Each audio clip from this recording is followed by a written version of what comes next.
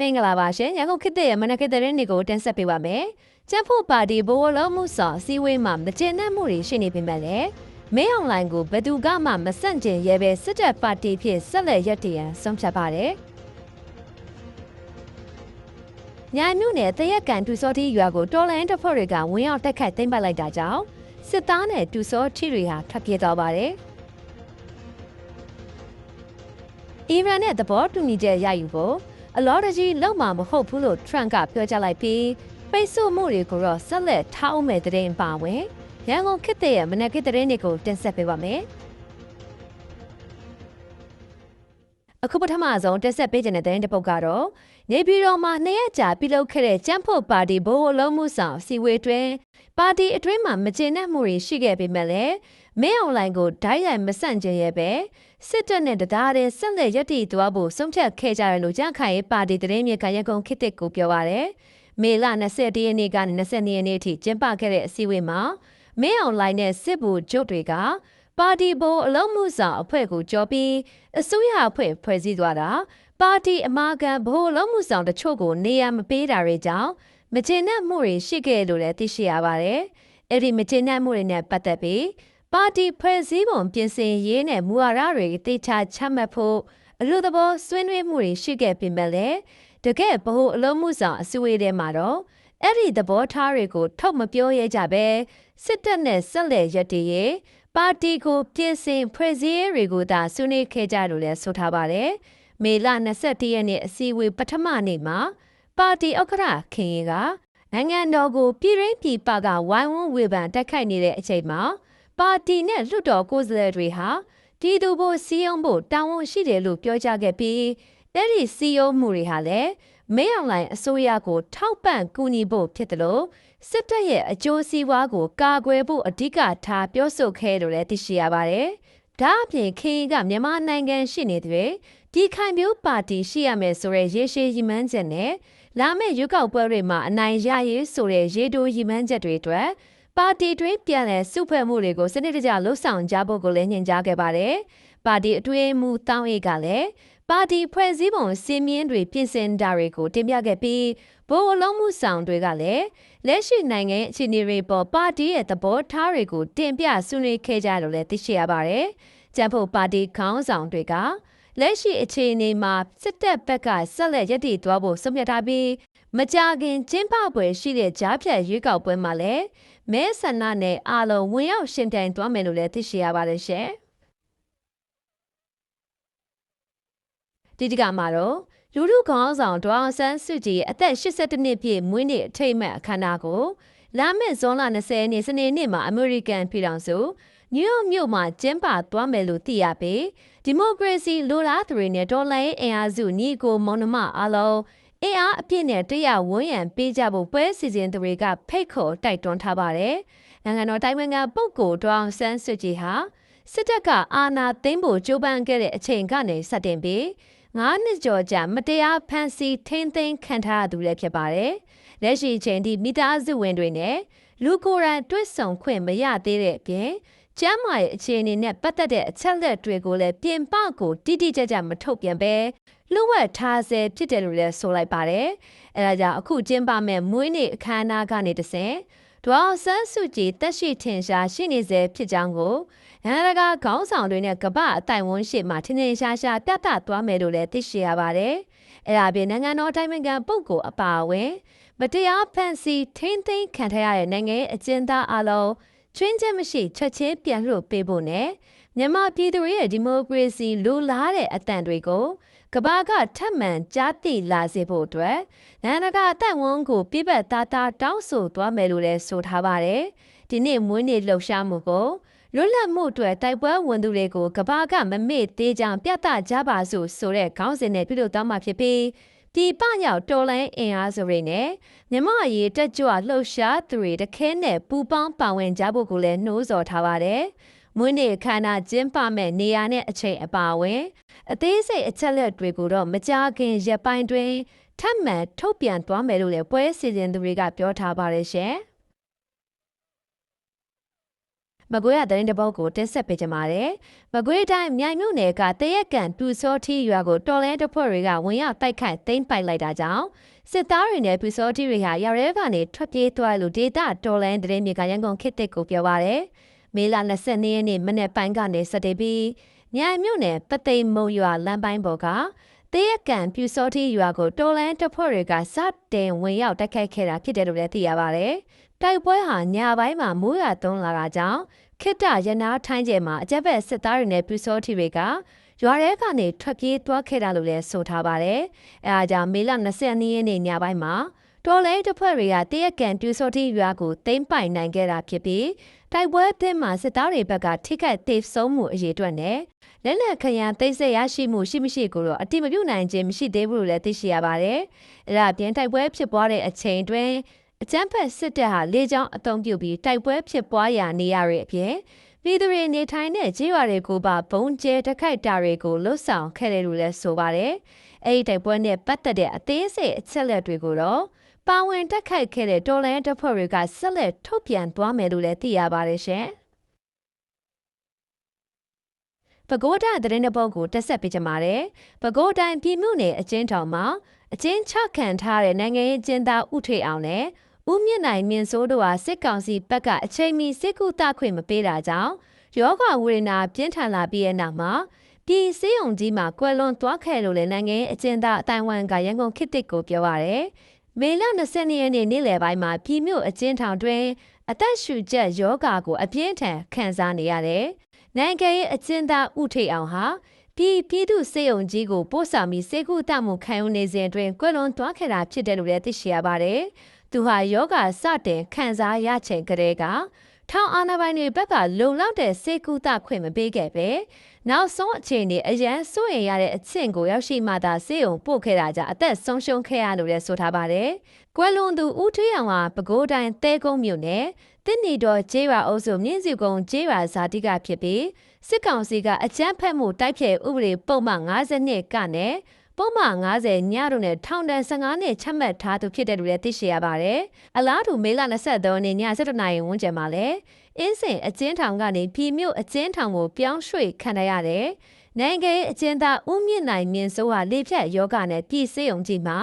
စေကူတမှုခံယူနေစဉ်တွင်အုံနောက်သွေးကြောပြက်ပြီးကွယ်လွန်သွားခဲ့လို့လည်းသိရှိရပါတယ်။ဦးမြင့်နိုင်မြင့်စိုးဟာအကြမ်းဖက်မှုတိုက်ဖျက်ဥပဒေပုံမှန်50ဇတ်ညင်ဆွဲနဲ့52ခငယ်တို့နဲ့ထောင်ဒဏ်10နှစ်ချမှတ်ခံထားရသူလည်းဖြစ်ပါတယ်။ဒါအပြင်သူ့ဇနီးကိုလည်းစစ်ကောင်စီကဖမ်းဆီးထားပြီးလက်ရှိချိန်ထိအင်းစိန်အကျဉ်းထောင်အမျိုးသမီးဆောင်မှာအကျဉ်းချထားဆဲဖြစ်တယ်လို့လည်းသိရှိရပါတယ်။လက်ရှိမှာတော့မြန်မာနိုင်ငံတွင်းအကျဉ်းထောင်အသီးသီးမှာစစ်ကောင်စီကနိုင်ငံရေးအကျဉ်းသားအကျဉ်းသူတွေကိုလုံလောက်တဲ့ကျန်းမာရေးစောင့်ရှောက်မှုမပေးတာပြင်ပဆေးရုံတွေကိုအချိန်မီလွှဲပြောင်းကုသခွင့်ပိတ်ပင်တာနဲ့လူခွင့်ရေးချိုးဖောက်မှုတွေကိုလှုပ်ဆောင်နေတဲ့အတွက်ကြောင့်ကျန်းမာရေးချို့တဲ့ပြီးအသက်ဆုံးရှုံးရတဲ့နိုင်ငံရေးအကျဉ်းသားအရေးအတွက်ဟာဆက်လက်တိုးလာနေရတဲ့အကျဉ်းထောင်စောင့်ကြည့်ရေးအဖွဲ့တွေကထောက်ပြထားကြပါတယ်ရှင်။စကိုင်းသတင်းတပုတ်ကိုတက်ဆက်ပေးကြပါမယ်။စကိုင်းတိုင်းရင်းမာပြည်မြို့နယ်တွင်စစ်ကြောင်းထိုးနေတဲ့အကြမ်းဖက်စစ်တပ်ကကျေးရွာနေရွာကိုဇက်တိုင်မီးရှို့ဖျက်ဆီးခဲ့ပြီးအလောင်းတော်ကတ္တပလမ်းပိုင်းဘက်ကိုဆက်လက်စစ်ကြောင်းထိုးပြင်ဆင်နေတယ်လို့ဒေသပြည်သူတွေကရန်ကုန်ခေတ်သစ်မီဒီယာကိုပြောပြပါရယ်။မေလ23ရက်နေ့မနက်ပိုင်းမှာရင်းမာပြည်မြို့နယ်တာဝကျေးရွာမှာညအိတ်တက်ဆွဲထားတဲ့အင်အား200ခန့်ပါတဲ့စစ်ကြောင်းဟာတာဝရွာမြောက်ဘက်ကတောထဲတွေကိုလိုက်လံမိရှို့ဖျက်ဆီးခဲ့တယ်လို့လည်းသိရှိရပါတယ်။အဲဒီနောက်မှာတော့စစ်ကြောင်းကတာဝကျွေရွာကနေကပိုင်တီကုန်းရွာဘက်ကိုလက်နက်ကြီးလက်နက်ငယ်တွေနဲ့ရန်တန်တစ်ခတ်ပြီးဝင်းအောင်စီးနှင်ခဲ့သလိုရွာထဲကနေအိမ်တွေကိုလည်းထပ်မံမိရှို့ဖျက်ဆီးခဲ့တယ်လို့လည်းသိရပါတယ်။အလားတူမေလ23ရက်နေ့မနက်ပိုင်းမှာကနေမြို့နယ်ဇီးပင်တွင်ကျွေးရွာကနေထွက်လာတဲ့စစ်ကြောင်းဟာကျင်းမာပင်မြို့နယ်တမင်သက်ကျွေးရွာတွေကိုဝင်းအောင်စီးနှင်ခဲ့ပြီးအဲ့ဒီနေ့မေလ24ရက်နေ့မှာတမင်သက်ကျွေးရွာကနေကပိုင်တီကုန်းကျွေးရွာဘက်ဆက်လက်စစ်ကြောင်းထိုးသွားလို့လည်းသိရှိရပါတယ်။လက်ရှိမှာတော့စစ်ကြောင်းဝင်လာတဲ့ကျွေးရွာတွေကပြည်သူတွေဟာဘေးလွတ်ရာကိုထွက်ပြေးတင်းရှောင်နေရပြီးမြေပြင်အခြေအနေတွေဟာတင်းမာနေရလို့လည်းဆိုထားပါတယ်။အလောင်းတော်ကတ္တပလမ်းပိုင်းကိုဆက်လက်စစ်ကြောင်းထိုးနိုင်တာကြောင့်မေလ23ရက်နေ့ကနေစတင်ပြီးအဲ့ဒီလမ်းပိုင်းကိုယာယီမသုံးဖို့ကိုလည်းဒေတာတော်လိုင်းအင်အားစုတွေကတတိပေးထားပါတယ်။အဲ့ဒါအပြင်မေလ21ရက်နေ့ကလည်း ရင်းမာပင်မြို့နယ်ပန်းမထုံကျေးရွာနဲ့အင်းသာကျေးရွာတဲ့ဝင်ရောက်တပ်ဆွဲထားတဲ့စစ်ကြောင်းဟာမေလ22ရက်နေ့မွန်းလွဲပိုင်းမှာပန်းမထုံကျေးရွာမြောက်ဖက်ကပြည်သူနေအိမ်တွေကိုမီးရှို့ဖျက်ဆီးခဲ့သေးတယ်လို့လည်းသိရှိရပါတယ်။တစ်ဖက်မှာလည်းမကွေးတိုင်းမြိုင်မြို့နယ်တွင်စစ်ကြောင်းထုနေတဲ့စစ်တပ်ကမယိုးကန်ရွာကိုမီးရှို့နေပြီးစက်မှုနဲ့နားမှာရောက်ရှိနေတဲ့တပ်ဖွဲ့တွေကလည်းအနီးအနားကကျေးရွာတွေကိုလက်နက်ကြီးတွေနဲ့ပစ်ခတ်တိုက်ခိုက်နေရလို့ဒေသပြည်သူတွေကပြောပါတယ်။မေလ24ရက်နေ့မှာတော့လင်းကရောရွာကနေထွက်လာတဲ့စစ်ကြောင်းဟာမယိုးကန်ရွာတဲ့ဝင်ရောက်စီးနှင်းပြီးရဲ့နောက်မှာတော့ပြည်သူပိုင်နေအိမ်တွေကိုမီးရှို့ဖျက်ဆီးနေတာဖြစ်တယ်လို့လည်းသိရှိရပါတယ်။အဲ့ဒီမီးရှို့မှုကြောင့်ပျက်စီးသွားတဲ့နေအိမ်အရေအတွက်ကိုတော့အတိမပြုနိုင်သေးဘူးလို့လည်းဆိုထားပါတယ်။အဲ့ဒီစစ်ကြောင်းဟာမေလ24ရက်နေ့မှာစက်မှုနှစ်ကနေထွက်လာပြီးမြိုင်မြို့တောင်ဘက်ကကြီးရွာတွေကိုဝင်ရောက်မှွေးနှောက်နေတဲ့အတွက်ပြည်သူတွေဟာဘဲလို့ရာကိုဆက်လက်တင်းရှောင်နေရတယ်လို့လည်းသိရပါတယ်ရှင်။ဒီကမှာတော့ပင်ပြည်နယ်ကျိုင်းစိတ်ကြီးမြို့နယ်ကြိုက်တုံမြို့အဝင်းအနီးကလူနေအိမ်တွေကိုအကြမ်းဖက်စစ်တပ်ဟာလေရင်နဲ့ဘုံကျဲတိုက်ခိုက်ခဲ့တာကြောင့်ပြည်သူ3ဟာတေဆုံးခဲ့လို့ဒေသပြည်သူတွေကရန်ကုန်ခေတ်တစ်ကိုပြောပါရယ်မေလ24ရက်နေ့မွန်းလွယ်7:30မိနစ်30ဝန်းကျင်လောက်မှာစစ်တပ်ဟာကြိုက်တုံမြို့အဝင်းအနီးလူနေအိမ်တွေကိုလေရင်နဲ့ဘုံကျဲတိုက်ခိုက်ခဲ့တာဖြစ်ပြီးဘုံတွေဟာလူနေအိမ်တွေဘုံကိုကြားရောက်ပောက်ကွဲသွားခဲ့လို့လည်းသိရှိရပါတယ်အဲ့ဒီလေကြောင်းတိုက်ခိုက်မှုကြောင့်အမျိုးသမီး3ဟာတေဆုံးခဲ့ရပြီးထိခိုက်ဒဏ်ရာရှိသူတွေလည်းရှိရလို့လည်းဆိုထားပါတယ်။အဲ့ဒါပြင်လူနေအချို့လည်းထိခိုက်ပျက်စီးခဲ့ကြောင်းသိရှိရပါတယ်။အလားတူပြီးခဲ့တဲ့မတ်လ30ရက်နေ့ကလည်းကြာအင်းစိတ်ကြီးမြို့နယ်မောဖတော်ကျေးရွာကိုစစ်တပ်ဟာဂျက်ဖိုက်တာတစ်စီးနဲ့ဘုံကျဲတိုက်ခိုက်ခဲ့တာကြောင့်အသက်33နှစ်အရွယ်ရှိတဲ့အမျိုးသမီး2ဦးဟာတေဆုံးခဲ့ရပြီးလူနေနှလုံးဟာမိလောင်ပျက်စီးခဲ့တယ်လို့လည်းသိရှိရပါတယ်ရှင်။ဆက်လက်ပြီးတော့တနင်္သာရီတိုင်းပလောမြို့နယ်ကဖားကွင်းကျေးရွာကမူဂျိုစာတင်ကျောင်းကိုအကြမ်းဖက်စစ်တပ်ကလေရင်နဲ့ပေါင်900ပုံကျဲချတိုက်ခိုက်ခဲ့လို့ KNU ဘိုးကသတင်းထုတ်ပြန်ထားပါတယ်။မေလ22ရက်နေ့မွန်းလွဲ2နာရီဝန်းကျင်မှာပလောမြို့နယ်ထီမိုပွားထက်ခေါ်ကျေးရွာအထက်ကဖားကွင်းကျေးရွာကိုစစ်တပ်ကဂျက်ဖိုက်တာလေရင်ကိုအသုံးပြုပြီးပေါင်900ပုံတီနှလုံးကိုကျဲချတိုက်ခိုက်ခဲ့တာဖြစ်တယ်လို့လည်းသိရှိရပါတယ်။အဲ့ဒီလေကြောင်းတိုက်ခိုက်မှုအတွင်းမှာကျေးရွာတွေကမူဂျိုစာတင်ကျောင်းတစ်ကျောင်းဟာဘုံထိမှန်ပျက်စီးခဲ့တယ်လို့လည်းဆိုထားပါတယ်။ခရမ်းညူဘဟုကတော့စစ်တပ်ဟာအရသားပြည်သူတွေကိုပြစ်မှတ်ထားတဲ့တိုက်ခိုက်မှုတွေကိုနေ့စဉ်ဇက်တိုက်လှုပ်ဆောင်နေတဲ့အတွက်ကော်သူတွေအုပ်ချုပ်နယ်မြေတွေထဲမှာနေထိုင်တဲ့ပြည်သူတွေဟာစိုးရိမ်ထက်လန့်မှုတွေနဲ့နေထိုင်နေရလို့လည်းသတင်းထုတ်ပြန်ပြောဆိုထားပါတယ်ရှင်။နိုင်ငံတကာသတင်းတွေကိုဆက်လက်တင်ဆက်ပေးကြပါမယ်။အရှေ့အလယ်ပိုင်းစစ်ပွဲကိုအဆုံးသတ်မဲ့သဘောတူညီချက်ရလူနီပါဖြစ်နေပြီဆိုတဲ့မျှော်လင့်ချက်တွေထွက်ပေါ်နေတဲ့အချိန်မှာပဲအမေရိကန်သမ္မတဒေါ်နယ်ထရန့်ကအီရန်နိုင်ငံနဲ့သဘောတူညီချက်ရရှိဖို့အတွက်အလောတကြီးမလုပ်ကြဖို့အမေရိကန်ညှိနှိုင်းရေးမှူးတွေကိုညွှန်ကြားထားကြောင်းတနင်္ဂနွေနေ့မေလ24ရက်နေ့မှာပြောလိုက်ပါတယ်။သမ္မတထရန့်ကသူ့ရဲ့ Truth Social လူမှုကွန်ရက်အကောင့်မှာဆွေးနွေးညှိနှိုင်းမှုတွေကစနစ်တကျနဲ့အပြူသဘောဆောင်တဲ့လမ်းကြောင်းအတိုင်းရှေ့ဆက်နေပါတယ်။အချိန်ကကျွန်တော်တို့ဘက်မှာရှိနေတဲ့အတွက်သဘောတူညီချက်တစ်ခုရဖို့အလောတကြီးမလုပ်ကြဖို့အတွက်ကျွန်တော်ရဲ့ကိုယ်စားလှယ်တွေကိုပြောထားပါတယ်လို့လည်းရေးသားခဲ့ပါတယ်။အဲ့ဒါအပြင်သဘောတူညီချက်တစ်ခုကိုအောင်မြင်အောင်ရရှိအတည်ပြုပြီးလက်မှတ်မထိုးမနိုင်ခြင်းအီရန်ပေါ်ပိတ်ဆို့ထားမှုတွေကိုအကေအဝဆက်ပြီးတယောက်စီမှာဖြစ်ပါတယ်လို့လည်းသူကဆိုထားပါတယ်။ပြီးခဲ့တဲ့ဖေဖော်ဝါရီလ28ရက်နေ့မှာစတင်ခဲ့တဲ့အမေရိကန်အစ္စရေးတို့ရဲ့အီရန်ပေါ်တိုက်ခိုက်မှုတွေကိုတုံ့ပြန်တဲ့အနေနဲ့တီရန်အစိုးရကစီးပွားရေးအရအလွန်အရေးပါတယ်။ဟောမှုစလက်ကြားဖြတ်တန်းသွားလာမှုကိုပိတ်ဆို့ခဲ့ပြီးတဲ့နောက်မှာတော့အမေရိကန်ဘက်ကလည်းဧပြီလ23ရက်နေ့ကနေစတင်ပြီးအီရန်စစ်ကမ်းတွေကိုပြန်ပြီးပိတ်ဆို့ဖြတ်တောက်ထားခဲ့တာလည်းဖြစ်ပါတယ်။ဝါရှင်တန်မှာတော့ယူစိန်ထွက်ပေါ်လာတဲ့သဘောတူညီချက်ပါအချက်လက်အချို့နဲ့ပတ်သက်ပြီးလက်ရှိနဲ့ပါလီမန်အမတ်ဟောင်းအချို့အပါအဝင်တာဝန်ရှိသူတွေရဲ့ဝေဖန်ကန့်သက်မှုတွေဟာညာရင်းချင်းမှာပဲမြင့်တက်လာခဲ့ပါတယ်။ Texas ပြည်နယ်က Republican အမတ် Das Cruz ကတော့အီရန်ကိုတိုက်ခိုက်ဖို့အတွက် Trump ရဲ့ဆုံးဖြတ်ချက်ဟာသူ့ရဲ့ဒုတိယမြောက်သမ္မတသက်တမ်းတွင်အကျိုးသက်ရောက်မှုအရှိဆုံးလုပ်ရဖြစ်ပြီးအခုအချိန်မှာလက်လျှော့ဖို့မသင့်ကြောင်းပြောဆိုထားပါတယ်။သူကတကယ်လို့ဒီလုပ်ရက်တွေရဲ့ရလဒ်ဟာအမေရိကန်သေဆုံးပါစေလို့ကြွေးကြော်နေစေဖြစ်တဲ့အစ္စလာမစ်အီရန်အစိုးရကိုဒေါ်လာဘီလီယံပေါင်းများစွာပြန်ပေးလိုက်သူဖြစ်ပြီးသူတို့ကိုယူရေနီယံတန့်စင်ခွင့်နျူကလ িয়ার လက်နက်ထုတ်လုပ်ခွင့်နဲ့ ဟောမှုစီလက်ကြားကိုထိန်းချုပ်ခွင့်တွေပေးလိုက်မယ်ဆိုရင်တော့ဒါဟာကပ်ပေးတင့်စေမဲ့မှားယွင်းတွေရက်လက်ပဲဖြစ်လိမ့်မယ်လို့လူမှုကွန်ရက် X မှာရေးသားပြီးကန့်ကွက်ခဲ့ပါတယ်။အလားတူ Trump နဲ့ရင်းနှီးသူဖြစ်တဲ့ Republican အမတ် Nancy Reagan ကလည်းအီရန်ကိုဒေတာအတွင်းဩဇာလွှမ်းမိုးခွင့်ပေးမဲ့အပြင်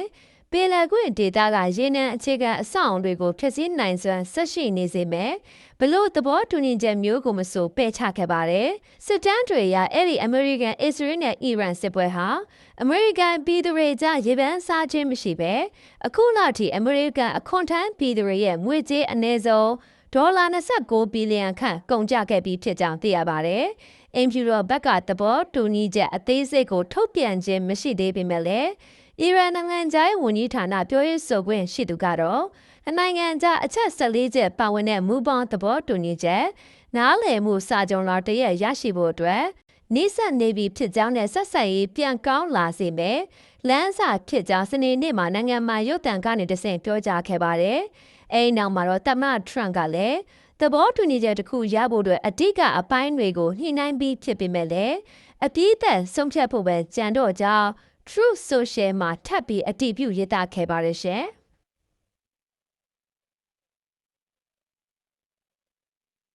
ဆက်လက်ပြီးတော့အီရန်နိုင်ငံရဲ့အန်ရရှိနျူကလ িয়ার အဆင့်နီးပါးတန့်စင်ထားတဲ့ယူရေနီယံတွေကို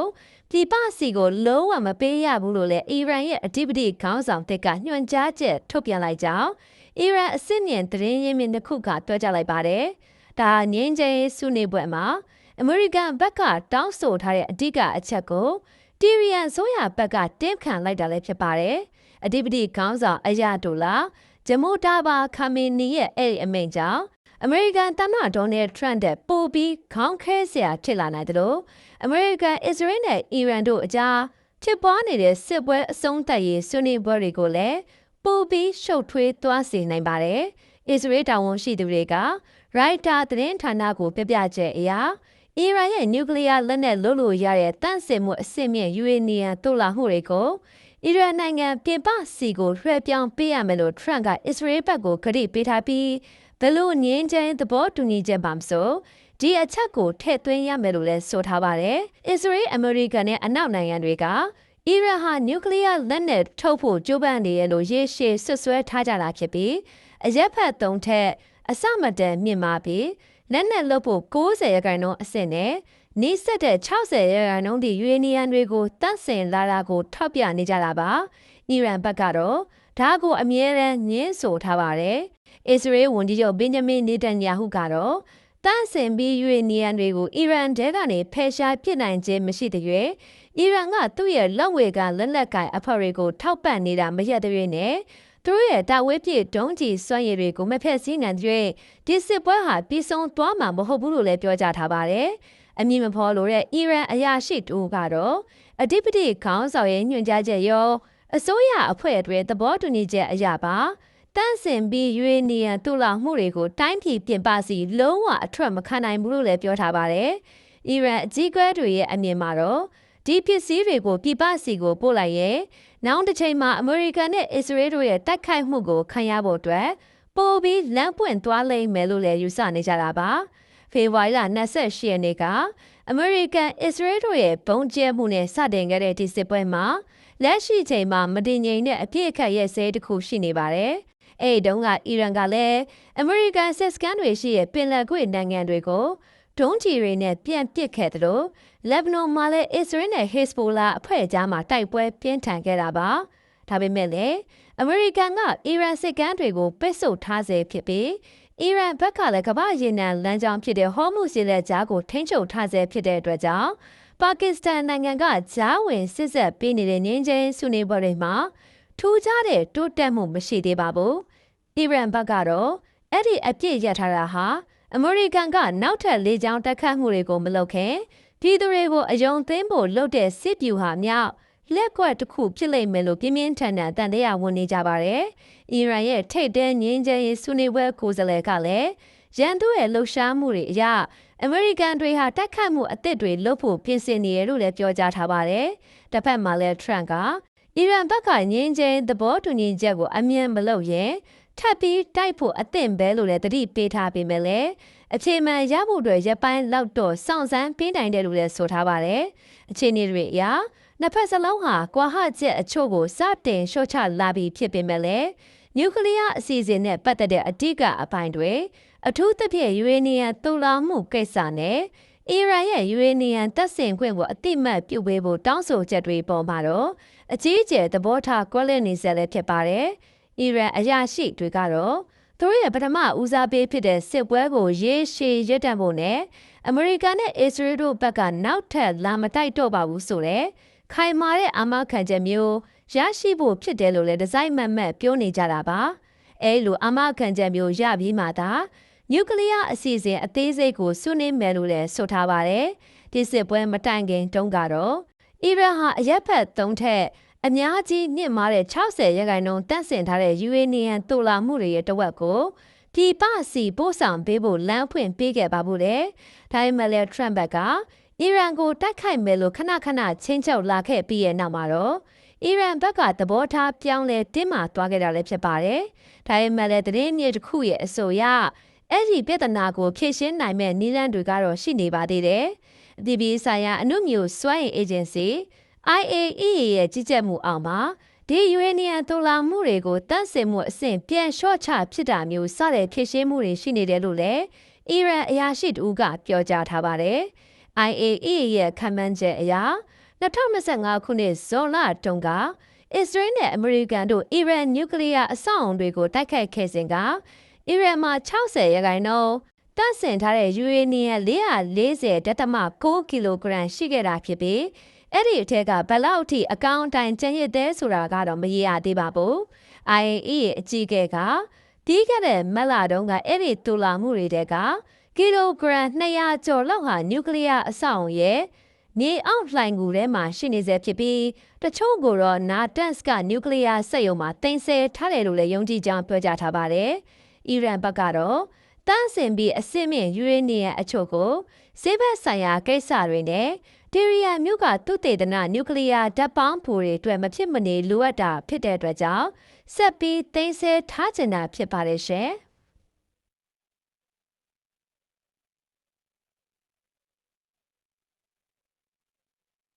ဆက်လက်ပြီးတော့ပါကစ္စတန်နိုင်ငံအနောက်တောင်ပိုင်းကွတ်တာမြို့မှာဒူရီနီကခီးတဲ့ရထားတစ်စင်းဖက်တန်းသွားစဉ်မှာရထားလမ်းအနီးမှာအသေးခံဘုံခွဲသမားတူကပောက်ကွဲစေတဲ့ပစ္စည်းတွေတင်ဆောင်လာတဲ့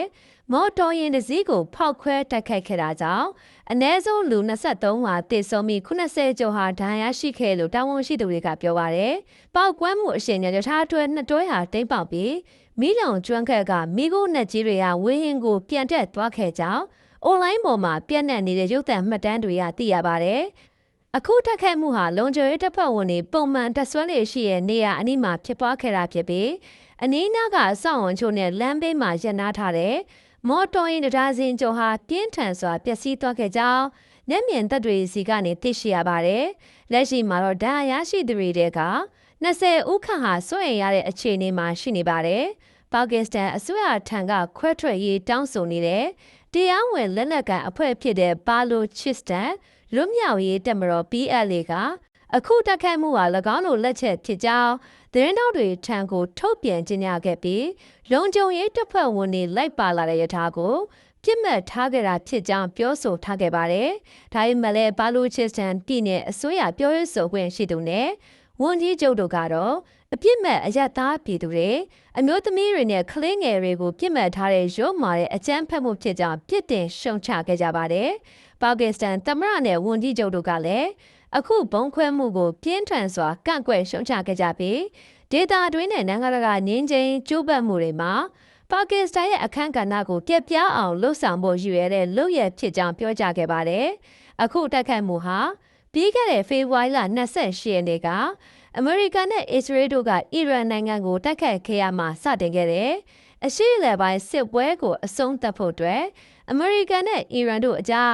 နားလည်မှုစာချုပ်လာ MOU ရရှိလို့နှီးပါဖြစ်နေပြီလို့ပါကစ္စတန်ဘက်ကထုတ်ဖော်ပြောဆိုခဲ့ပြီးနောက်တည့်ရက်မှာပေါ်ပေါက်လာတာဖြစ်ပါတယ်။အမေရိကန်သမ္မတဒေါ်နယ်ထရန့်ကလည်းပါကစ္စတန်အပါအဝင်ဒေသတွင်းမဟာမိတ်တွေနဲ့ဖုန်းနဲ့ဆွေးနွေးပြီးနောက်အဲ့ဒီပဋိပက္ခချုပ်ငြိမ်းသဘောတူညီချက်ကိုအကြီးအကျယ်ညှိနှိုင်းဆောင်ရွက်ပြီးစီးခဲ့ပြီးဖြစ်ကြောင်းပြောကြားထားခဲ့ပါတယ်ရှင်။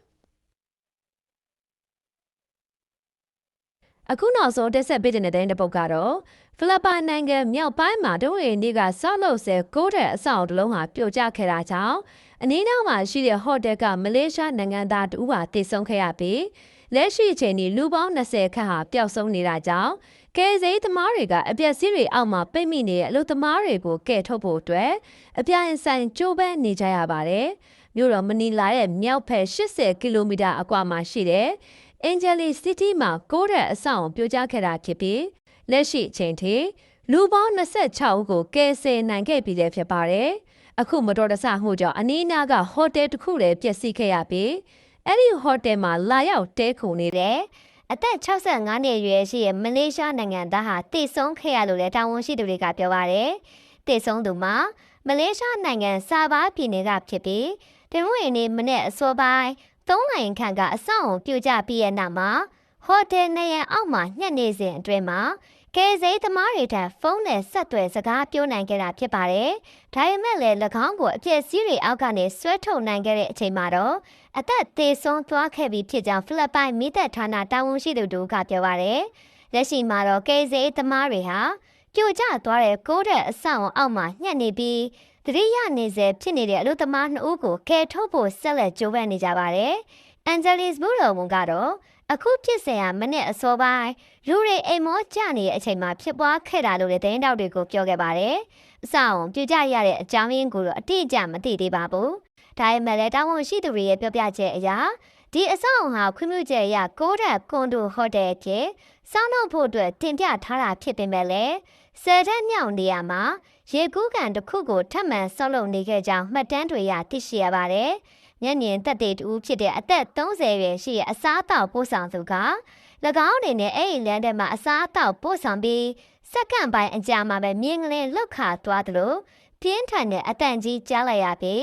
အဆောင်အုံကြီးဟာပြိုကျသွားတာကိုတွေ့လိုက်ရကြောင်းပြောပါတယ်။လက်ရှိမှာတော့ကယ်ဆယ်လုပ်ငန်းစဉ်တွေမှာကွန်ကရစ်တုံးကြီးတွေကိုမတည်နိုင်ဖို့အတွက်စက်ကရိယာအင်အားလိုအပ်ချက်တွေရှိနေပြီးမနီလာမြို့ပြဖွံ့ဖြိုးတိုးတက်ရေးအာဏာပိုင်အဖွဲ့ကကယ်ဆယ်ကရိယာတွေရှာဖွေခွေးတွေနဲ့အသက်ရှူစောင့်ကြည့်ရေးကရိယာတွေကိုအသုံးပြုကကူညီပေးနေကြကိုလည်းသိရှိရပါတယ်ရှင်။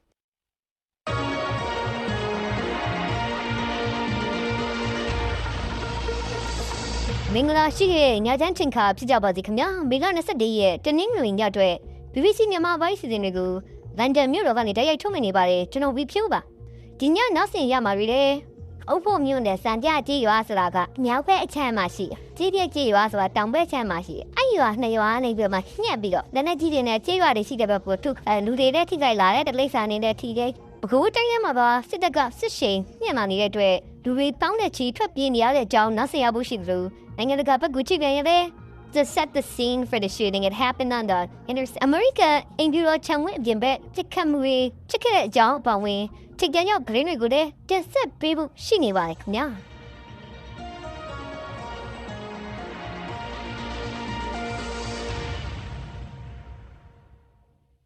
အမေရိကန်နဲ့အီရန်ညာလက်ရှိအပြည့်ရမှုကိုရက်60ထိအောင်တိုးမြင့်နိုင်ခြေရှိတဲ့သဘောတူမှုနဲ့ပတ်သက်ပြီးအသေးစိတ်အချက်အလက်တွေတနိုင်ငံစလုံးစီကနေတဖြည်းဖြည်းပေါ်ထွက်လာနေပါတယ်။ဒီကနေ့နှောင်းပိုင်းမှာကြီးညာချက်တစ်စောင်ထွက်လာနိုင်ွယ်ရှိရလို့အမေရိကန်နိုင်ငံသားဝန်ကြီးမာကိုရူဘီယိုကဆိုပါတယ်။သဘောတူမှုကအချက်တွေရအီရန်နိုင်ငံအနေနဲ့နျူကလ িয়ার လက်နက်ကိုဘယ်တော့မှပိုင်ဆိုင်နိုင်ခွင့်ရှိမှာမဟုတ်ဘူးလို့လည်းဝန်ကြီးရူဘီယိုကပြောပါတယ်။တခါအီရန်နိုင်ငံမိုင်းမီဒီယာကလည်းသဘောတူမှုကိုနားလည်မှုစာချုပ်တော် memorandum ဆိုပြီးရည်ညွှန်းပုံဆွဲရင်းမှာပဲအဲ့ထဲကအချက်တစ်ချက်နှစ်ချက်လောက်အပေါ်သဘောကွဲလွဲမှုတွေရှိခဲ့တယ်လို့ပြောပါတယ်။သဘောတူမှုကြောင့်သိထားသမျှကတော့စစ်ကိုမျက်နှာစာဘုံပေါ်မှာရက်ပြီးဟောမှုစီရဲကြောက်ကိုပြန်ဖွင့်ပေးမယ်ဆိုတဲ့အဓိကအချက်တွေပေါ်မှာအခြေခံထားပါတယ်။တခါအမေရိကန်ပြည်ထောင်စုသမ္မတအိမ်တော်လည်းဖြစ်အစိုးရရုံးဆိုင်ရာနေရာလည်းဖြစ်တဲ့အင်ပီရိုအနီးတလက်နဲ့ပြစ်ခတ်ခဲ့သူကိုအထူးရှုပ်ဝက်ထောင်နိုင်ရေး US Secret Service အဖွဲ့ဝင်တွေကအပေးပြစ်ခတ်ဖမ်းဆီးခဲ့ပါတယ်။ပနသမားဟာအသက်22နှစ်အရွယ် Nasira Best ဆိုသူဖြစ်ပြီးစိတ်ကျန်းမာရေးဆိုင်ရာပြဿနာတွေရှိရသူဖြစ်လို့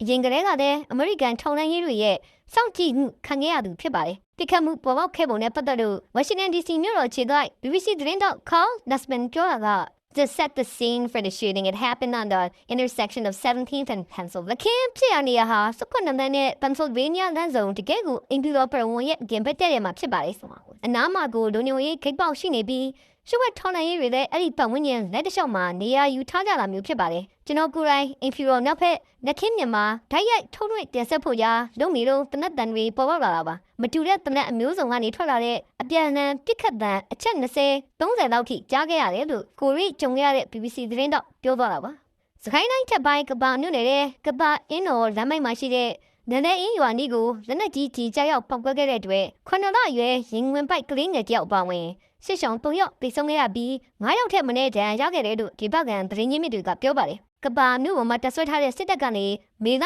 23ရက်ည9နာရီဝန်းကျင်မှာပြစ်ခတ်လိုက်တဲ့လက်နက်ကြီးကြီးဟာနန်းတဲ့အင်းရွာအနီးကိုကြောက်ပေါက်ကွဲချိန်အခုလိုလူတွေပြေဆုံးခဲ့မှုဖြစ်ခဲ့တာလို့ဆိုပါတယ်ပေဆုံးသူတွေနဲ့ဒဏ်ရာရသူတွေဟာစစ်ဆောင်မိသားစုနှစ်စုကဖြစ်ပြီးပေဆုံးသွားတဲ့လာသားကလေးငယ်ရဲ့မိခင်လည်းပဲဒဏ်ရာပြင်းပြင်းထန်ထန်ရသွားတယ်လို့အခြေအနေပြရှိသူတွေကပြောပါတယ်အခုဖြစ်နေပတ်သက်လို့နေပြည်တော်ဘက်ကတော့သုံးတရားပြောဆိုလာမျိုးမရှိသေးပါဘူးကွန်ဂိုဒီမိုကရက်တစ်သမ္မတနိုင်ငံမှာအီဘိုလာဗိုင်းရပ်စ်ကူးစက်နေတဲ့ပြဿနာဟာတိုင်းပြည်ရဲ့ဆက်လက်ပေါ်ပေါက်နေတဲ့လက်နက်ကိုင်ပဋိပက္ခကြောင့်ပိုင်တွယ်ထိန်းချုပ်နိုင်မှုရအင်ပတန်ခက်နေရတယ်လို့ကျန်းမာရေးအာဏာပိုင်တွေကပြောပါတယ်M23 သဘုံတွေချင်းချုပ်ထားတဲ့နေရာတွေကိုစီးအဖွဲ့တွေမပွားရောက်နိုင်ဖြစ်နေတယ်လို့လည်းဆိုပါတယ်။ကွန်ဂိုမှာလက်ရှိဖြစ်နေတဲ့အီဘိုလာကူးစက်မှုအခြေအနေအကြောင်း BBC သတင်းတောက် Richard Gagoyi ပြောတာက Current Ebola outbreak has resulted in more than 200 deaths across 3 provinces. Ebola ကူးစက်မှုအခုတစ်ချိန်မှာတော့မတူတဲ့ဒေသပုံမှာပေဆုံးမှုအယောက်200ကျော်ရှိသွားပါပြီ။အဓိကဖြစ်နေတဲ့နေရာနဲ့ကပ်ရမှာရှိနေတဲ့တောင်မြောက်ကီဝူဒေသဟာအစိုးရတပ်နဲ့တိုက်ခိုက်နေတဲ့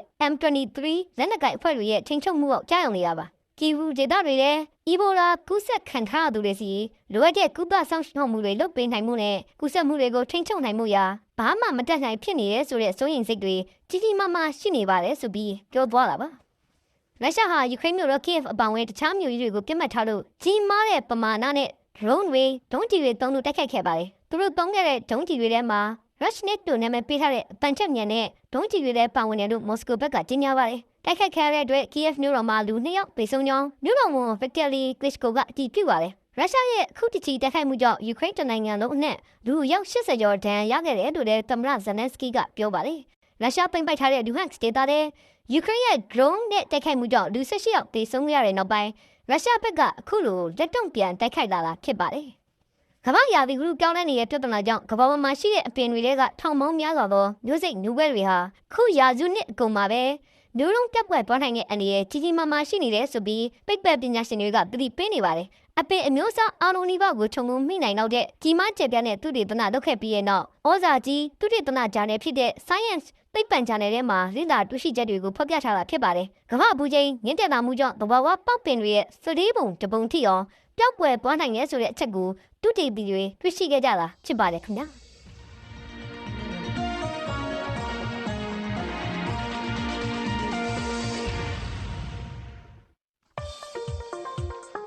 BBC ကထုတ်လွှင့်နေတဲ့အစီအစဉ်တွေကို Radio Online နဲ့ရုပ်မြင်သံကြားတွေကသာမကပဲလူမှုကွန်ရက်တွေကလည်းဖတ်ရှုနားဆင်နိုင်ကြပါတယ်။ Facebook, YouTube, Instagram နဲ့ Viber တို့မှာဆိုရင် BBC News မြန်မာစာမျက်နှာကနေဖတ်ရှုနားဆင်နိုင်ပါတယ်။ BBC TV စီစဉ်ကိုမြစီမ TV မှာရှုစားနိုင်ကြပါတယ်။ခုပဲနေရာပဲရောက်နေနေ BBC အစီအစဉ်တွေကလက်တကမ်းမှာပဲရှိနေပါရဲ့ရှင်။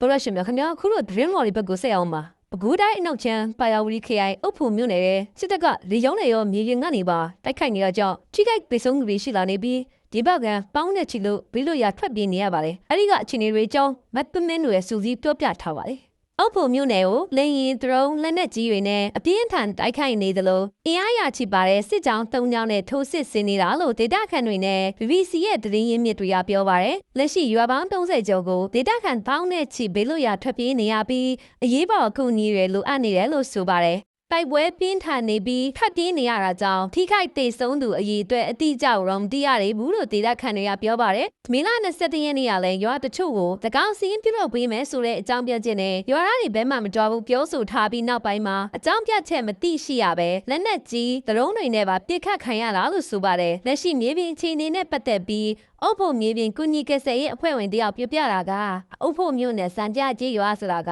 မြောက်ဖက်အချမ်းမှာရှိ တခါအုပ်ဖို့မျိုးနဲ့ကြေးပြက်ကြေးရွာဆိုတာတောင်ဘက်ချမ်းမှာရှိအဲ့ရွာနှစ်ရွာနေပြီးတော့မှညှက်ပြီးတော့နည်းနည်းကြီးတွေနဲ့ထုအဲ့ကြေးရွာတွေရှိတဲ့ဘက်ကိုထုဖားကြောင်ထုတယ်ဆိုတာဘလူးမှလည်းစဉ်းစားလို့မရဘူးပြင်းနဲ့ဆိုတော့မပြေးကြလူတွေလည်းထိခိုက်လာတဲ့လိမ့်စာနေတဲ့ထိရဲကျွဲနွားတဲ့ကောင်ဆိုလို့ရှိရင်တဲ့ပဲ clarity ထိလို့ဒေးဝတဲ့အဖိုးကြီးကြောင်နဲ့ဗတ်တဆုံဖြစ်တဲ့ဥခင်စရာဆိုတဲ့ဘာကြီးတယောက်ဖြစ်တဲ့စစ်တပ်ဟာပဲခူးတိုင်းအနောက်ချောင်းနယ်မြေပြလဲထိန်ချုပ်ချင်တာကြောင့်နတ်တလင်းကျိုးပင်ကောင်ဇီးကုန်းဘက်ကနေတဆင်အုပ်ဖို့ကိုပါစစ်ကြောင်းထိုးတာဖြစ်နိုင်တယ်လို့ဒေတာခန်တွေကပြောကြပါတယ်။ဒါပေမဲ့တချို့ကတော့ပဲခူးတိုင်းကမြို့တစ်ခုမှာအန်ဂျီဘက်ကပါဝင်ကိုမင်းကိုနိုင်တို့ဖွဲ့တွေရေပြင်မှာကွင်းစင်းနေတဲ့ဗီဒီယိုဖိုင်တွေထွက်ပြီးနောက်ပိုင်းအခုလိုဖိအားပေးလာတာဖြစ်တယ်လို့လည်းဝေဖန်နေကြပါတယ်။အဲ့ဒီဗီဒီယိုဖိုင်တွေအရပဲခူးအရှိချမ်းပဲဖြစ်တာကြောင့်အဲ့ဒီကိစ္စနဲ့စစ်တပ်စစ်ကြောင်းထိုးတာမဆိုင်ဘူးလို့ကာကွယ်ရေးအဖွဲ့တွေနဲ့နှိစက်တဲ့ CDM ဗိုလ်မှူးကြီးစင်ရော်ကပြောပါတယ်။ကာကွယ်ရေးတပ်တွေကတော့ပဲခူးအရှိချမ်းနဲ့အနောက်ချမ်းက PDF တွေချိတ်ဆက်မှုရပြီးအခိုင်အမာနယ်မြေဖြစ်မှာစိုးရိမ်လို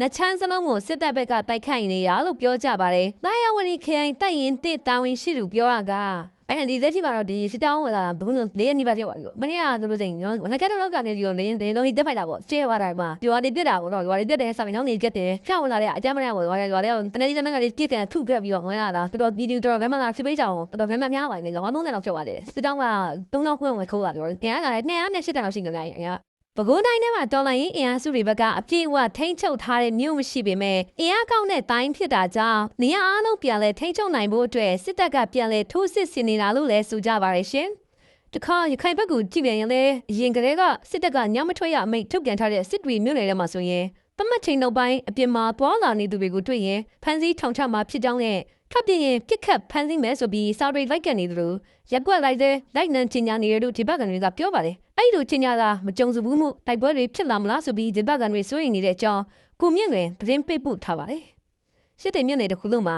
ည9:00နာရီနောက်ပိုင်းအပြင်မှာတွေ့ရင်ဖန်စီပြီးထောင်ခွနဲ့နေရှာမဲ့မှာဖြစ်တဲ့အပြင်ထပ်ပြည့်ရင်ပြစ်ခတ်ဖန်စီမယ်ဆိုပြီးစစ်တပ်ဘက်ကမေလ19ရက်နေ့ကစလိုက်ပညာနေတာလို့ဒေသခံတွေကပြောပါတယ်ရခိုင်မှာတိုက်ပွဲပြစ်တင်ခဲ့တဲ့2024ခုနှစ်ကတည်းကစစ်တပ်ထင်းချုပ်ထားတဲ့စစ်တွေကိုညမထွက်ရအမိန့်ထုတ်ပြန်ထားပေမဲ့ရှင်းမင်းပေးထားကြောင်းထုတ်ပြန်ခြင်းမရှိခဲ့ဘူးလို့ဆိုပါတယ်ဒီပေါ်ဒီနေ့ဆွေးရပွဲကို BBC ကဆက်သွယ်ခဲ့ပေမဲ့ညနေပိုင်းအထိမရခဲ့ပါဘူးအစိုးရဘွဲ့နဲ့နှိစက်သူတူကတော့စစ်တွေမြို့မှာတခိုးတွေများလာပြီးနေအိမ်တွေကိုဖောက်ထွင်းပြည့်စည်တာတွေကိုတားဆီးနိုင်ဖို့အတွက်ထုတ်ပြန်တာဖြစ်တယ်လို့ပြောပါတယ်။ဒီကြောင့်စစ်တွေမြို့ကန်မြို့သမီးတူပြောတာကစစ်တွေမှာဝါကြလာတော့မတန်9 နာရီကနေည9 နာရီပေါ့အဲ့အပြင်မှာညမထရအမင်းထုတ်ထားတာရှိရဲ့။ဘောတိုက်ပွဲချစ်စားတော့လည်းတစ်ခါရှိခဲ့ရပေါ့။ဒါနဲ့အခုလက်ရှိထုတ်ထားကြတော့သူကပြင်းမိတ်မှာပါတယ်ပေါ့အလီမြင်းခံတဲ့တွေးရနဲ့ဟိုသူတားလို့အဲ့ရပေါ့မရလို့ရှိရင်တိတက်ခွင့်မှာပေးထားတယ်လို့ပြောရင်ဟုတ်ညဖက်ဆိုရင်လည်းဒီဒီကအမြင်ခတ်တာတော့သွားလာတော့မတွေ့ရအောင်အခုနောက်ပိုင်းကျတော့ဘိုးနေသွားတာပေါ့။ဥမာတင်လေးအမိန့်ဟာညထွက်ခြင်းကက်သက်ထတာနဲ့လူငါးဦးတဲ့ပုံမစူးရဆိုတဲ့အချက်တွေပါဝင်ပြီး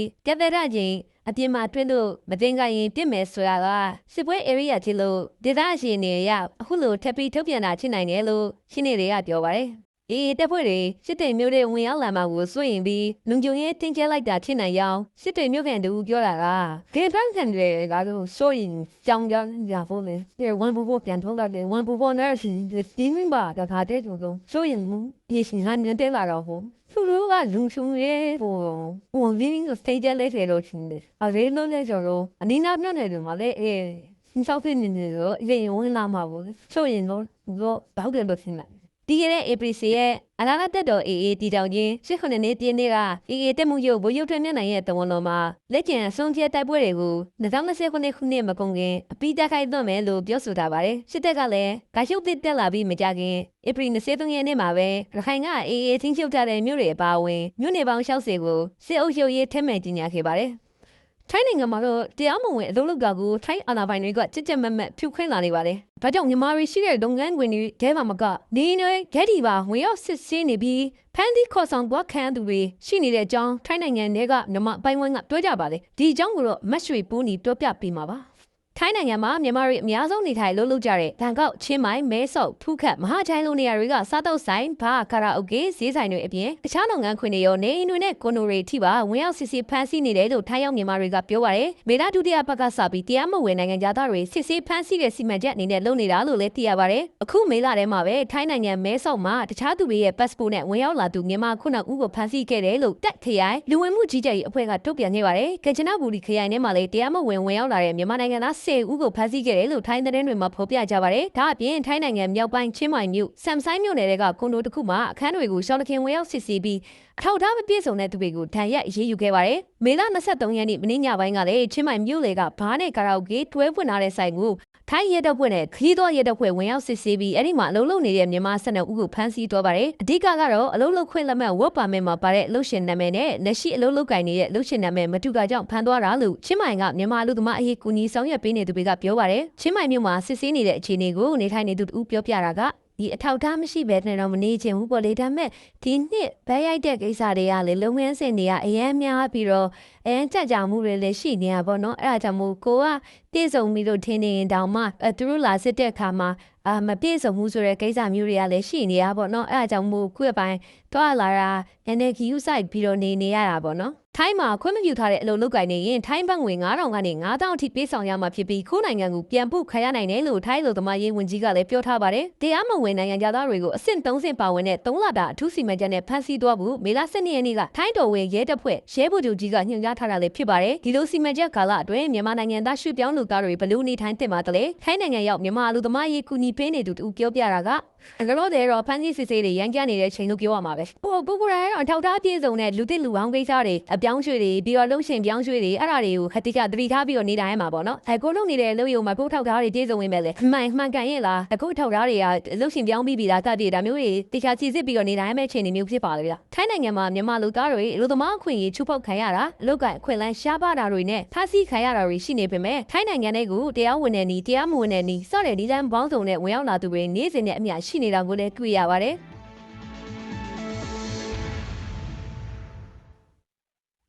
တော်လို့ရှိမှခင်ဗျာဒီညတွေ BBC မြန်မာပိုင်းရဲ့ဓာတ်ရိုက်ထုတ်လွှင့်မှုတွေကိုတော့ဒီမှာပဲရနောက်ပွင့်ပြီပါအခုကြားခဲ့ရတဲ့နောက်ဆုံးရသတင်းတွေပြင်သတင်းဆောင်မနဲ့သုံးသက်ချက်တွေရုပ်သံစီစဉ်တွေကို www.bbcburmese.com မှာဝင်ရောက်ဖတ်ရှုနိုင်ကြပါတယ် BBC ကိုအားပေးကြလို့ကျေးဇူးအထူးပဲတင်ပါတယ်တော်တော်ရှိအားလုံးခိုးစိတ်နှစ်ပါးကျမ်းမာဆွမ်းလန်းနိုင်ကြပါစေခင်ဗျာ